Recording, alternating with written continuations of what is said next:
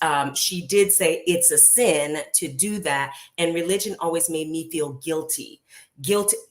Y'all, even I was a virgin till I was like 4 months shy of my 20th birthday. So I did not, it was because my mom instilled in me and my sisters, build yourself up. Like we were always busy. We were always doing things, positive things and stuff like that. So we weren't really in that, we weren't really into boys, like chasing after boys or needing boys' attention, I'll say. It was nice, right? You get it.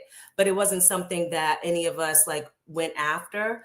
But like even into my 20s, premarital sex, I felt guilty. I'll be honest. I actually felt guilty until my mom passed away, which is weird.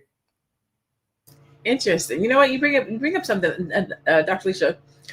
Something I was thinking of. Thanks to Black Man is Fair, he said something I always saw dating white teens did in sitcoms, and TV was very much a white construct. Also, something you fake for people's parents, so you can be granted to go out with my parents.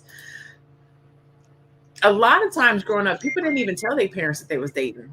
So how would a parent even know to converse, right? So you don't say somebody's calling you maybe, but you remember back in the day, you wear your clothes underneath the other clothes so you can get out the house and change your clothes.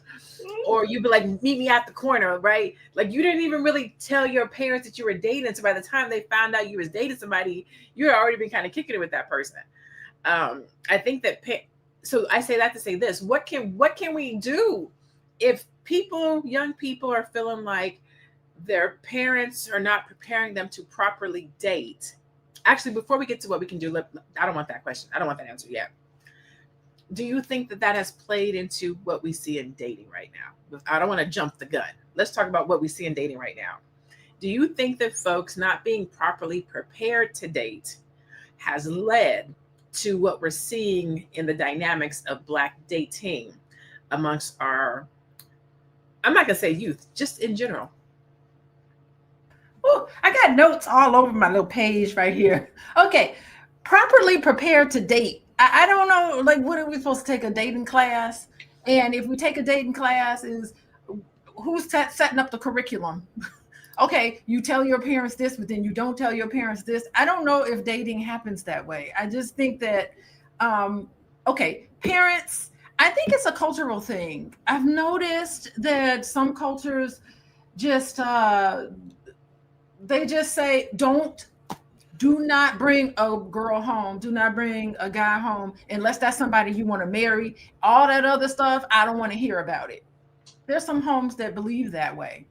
But there's other homes that say from the time, what'd you say, Shalaya, your 8-year-old, you got to talk to your 8-year-old, who you got a crush on now, who you got a crush on, and just helping that person process some of those things appropriately. So there's conversations you have with your parents that you ain't gonna have with your friends, and vice versa. And that's how it is.